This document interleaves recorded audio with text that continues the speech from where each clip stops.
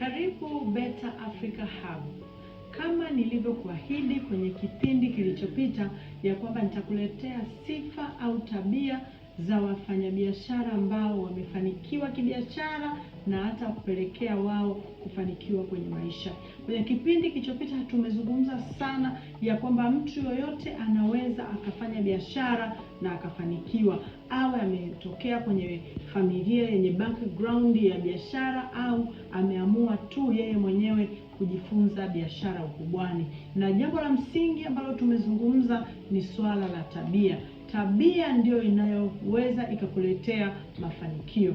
Kwa hivyo unaweza ukaangalia kwenye jamii yako wajasiriamali au wafanyabiashara wanaofanya biashara zikakua, wanakuwa na tabia za kibiashara. Hapa siongelei tabia kwa maana ya tabia za kinyumbani, naongelea tabia za kimafanikio, naongelea tabia za kibiashara. Lazima uwe na mtazamo wa mafanikio, lakini pia ujenge tabia za mafanikio ndani yako. Watu wengi wamekuwa wakitamani kufanikiwa, lakini hawako tayari kulipia gharama za mafanikio. Mwalimu Nyerere aliwahi kusema, watu wengi wanataka development, but one of the requirements for development is hard work, and most of people are not ready to pay for such a cost. Sasa nataka tupite kwa haraka tuangalie hizo sifa za wajasiriamali au wafanyabiashara ambao wanafanikiwa. Hivyo kama unataka na wewe kuwa mmoja wapo, uhakikisha unajifunza hicho kitu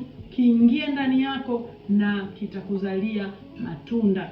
Sifa ya kwanza tunasema wafanyabiashara waliofanikiwa ni watu ambao wanaziona fursa. Fursa unazionaje? Kuna baadhi ya watu wanasema nina unique idea, nina idea yangu ya siri. Sasa fursa, idea ni tofauti na fursa. I think nitakuja kutofautishia kati ya wazo na fursa ya biashara. Fursa lazima iwe na nafasi na iweze kukupa commercial value. Sasa fursa ili uweze kuiona ni lazima uwe mtu ambaye unatazama mambo kwa namna ya tofauti na watu wengine. Uwe unatazama kama vile matatizo yote yanakuhusu wewe na wewe ndio unatakiwa kutoa solution. Huwa nawaambia wanafunzi wangu, ni muhimu sana unapokuwa kwenye mazingira yoyote yale kuangalia changamoto ambazo watu wanakutana nazo, maana kupitia changamoto hizo ndio fursa zinatokeaga hapo. Kwa hivyo ukiwa mtu ambaye unaangalia changamoto ambazo zinatokea kwenye jamii, inaweza ikawa ni uhitaji wa huduma ya haraka, inaweza ikawa ni kuhitaji product fulani, chochote ambacho jamii inahitaji, na ukagundua kwa wakati huo hakuna mtu anayetoa au anayekitoa hakitoi kwa ubora, basi hapo unaweza ukajijengea uwezo wa kuwa mtu ambaye unatengeneza solution. Ule uwezo wa kujengea akili kutengeneza solution inakupelekea wewe sasa kuanza kuziona fursa. Na ndio maana mtu akishafunguka akaanza kuziona fursa, anaona ya kwanza, anaona ya pili, anaona ya tatu, anaona ya nne, na ndio maana utakuta huyu anafanya biashara ya kwanza, anafungua ya pili, anafungua ya tatu. Siku macho yako yakifunguka unaanza kuziona fursa nyingi, lakini macho yakiwa yamefunga unakuwa hauzioni fursa. Na wakati mwingine unaweza ukadhani umeona fursa au ukaona kila kitu ni fursa, lakini ikawa sivyo. Lakini ili uweze kufanya hii kitu vizuri, lazima uwe na uwezo wa kuthubutu pamoja na creativity. Tunasema mjasiriamali ni mtu mbunifu. Sasa watu wamekuwa wakiambiwa ubunifu na wakaichukua kwamba ni lazima ubuni kitu kipya ambacho hakijawahi kuwepo katika uso wa dunia. Hapo ndio kitu hicho kitaweza kukuzalia faida na utakuwa mfanyabiashara. Mimi siko katika uelewa huo. Naongelea ubunifu kwa maana ya namna unavyoweza kufanya jambo lako ni ubunifu. Naweza nikawa na mimi nina mgahawa, lakini upishi wangu, masahani yangu, wahudumu wangu, mavazi yao na utoaji wa huduma zangu na bei yangu ikawa ina ubunifu ndani yake. Kwa kuna baadhi ya watu ambao wamesubiri miaka inazidi kwenda, mpaka atakapopata kitu ambacho hamna mtu duniani amewahi kukigundua au kukianzisha, basi na yeye ndio aanze biashara, na huyu mtu hajawahi kuanza biashara. Lakini nakumbuka ya kwamba hakuna jipya chini ya jua. Kwa hivyo kila wakati jijengee uwezo wa kuangalia vitu vilivyokuzunguka, fursa zilizokuzunguka, kuangalia namna gani ambavyo unaweza ukawa ni solution kwenye jamii kwa kutumia ubunifu, aidha kwa kuongeza thamani, kwa kurahisisha upatikanaji wa huduma, kwa namna tofauti ambazo wewe unaweza ukazifanya. Lakini mjasiriamali ni mtu ambaye ni mvumilivu. Tuna jamii ya watu ambao katika nyakati hizi sio wavumilivu kabisa, anataka kuenda kwa spidi. Alright, ni vizuri sana kufanikiwa ukiwa mdogo, I like that.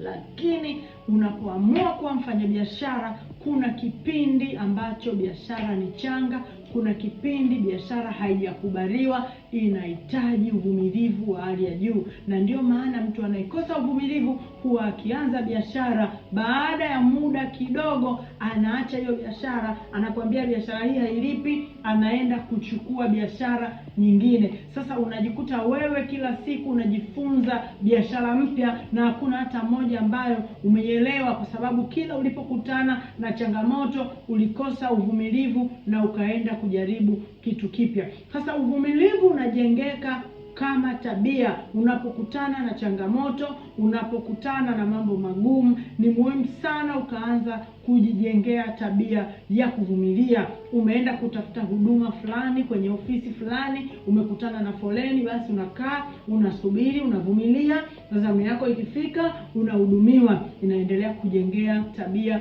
ya kuvumilia. Unapoanza biashara, unavyoona kwamba wateja bado hawajawa wa kutosha, nawe unajipa muda wa kuvumilia. Unaendelea kuongeza bidii ya matangazo na nini, huku ukijua ya kwamba uvumilivu ni sifa kubwa ya mjasiriamali. Hakuna mtu hata mmoja ambaye aliwahi kuanzisha kitu leo na hapo wateja wamejaa, anaingiza faida kubwa. Lakini wengi wanakuwa na ukuaji ambao ni wa taratibu. Kadri muda unavyoenda ndivyo wateja wanazidi kuongezeka, na wewe unazidi kuimaster ile biashara, na mwisho wa siku unakuja kufanya vizuri. Kitu kingine ni kujituma, kwa maana ya hard work.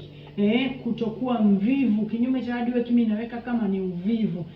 Kufanya kazi pasipo kusema nimechoka.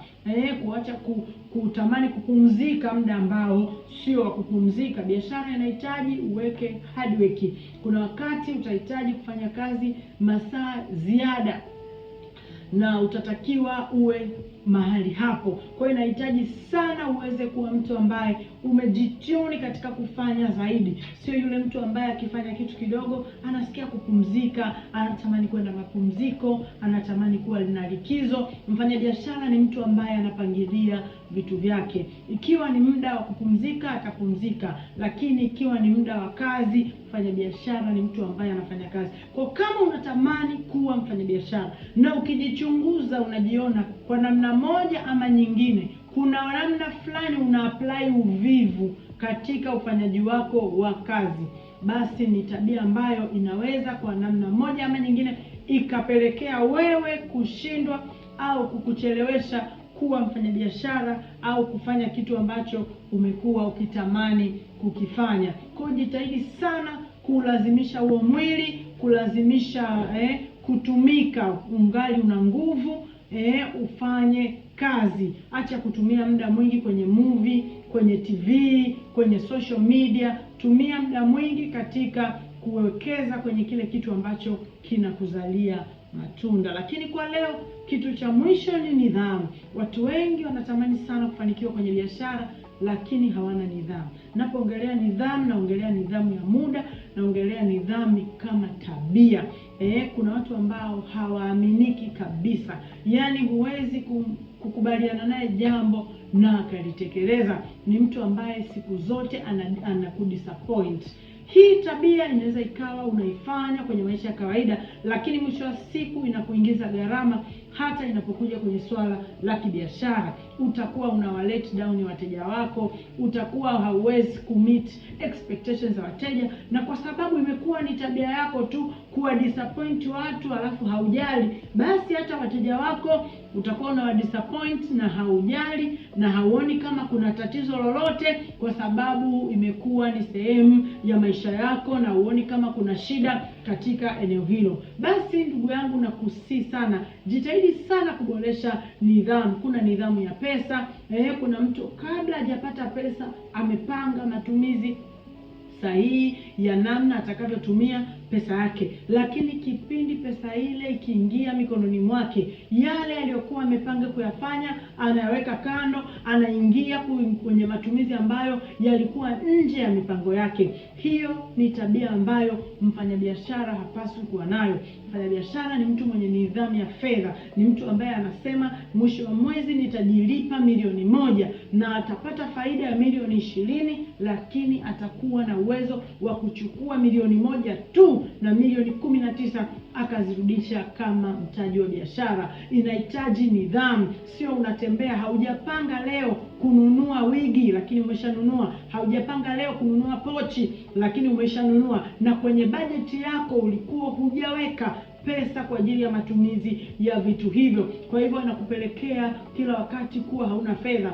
Kwa hivyo ukiingia kwenye biashara na mindset hiyo, utajikuta unachukua pesa ya mtaji unaenda kununulia mahitaji. Kwa hiyo nakuomba sana, kama unataka kufanikiwa kwenye biashara, jitahidi sana uweze kutengeneza discipline ya maisha yako. Ukisema unafanya jambo, basi ulifanye. Kuna watu mna spirit of procrastination, yani ni unagairisha mpaka unajigairisha wewe mwenyewe. Hiyo tabia haiwezi kuendana na mjasiriamali. Hautatukuta tukikusubiri, utakuta tumeshaondoka na hizo fursa, utakuta tumeshaondoka na product zako, utakuta tushaondoka na hiyo biashara. Hatuko kusubiri. Jambo linalowezekana leo lifanyike leo. Ngoja yaumiza matumbo, na linalowezekana leo lisingoje kesho. Karibu endelee kufuatilia Better Africa Hub kwa vipindi vinavyokuja. Asante kwa pamoja nami. See you at the top.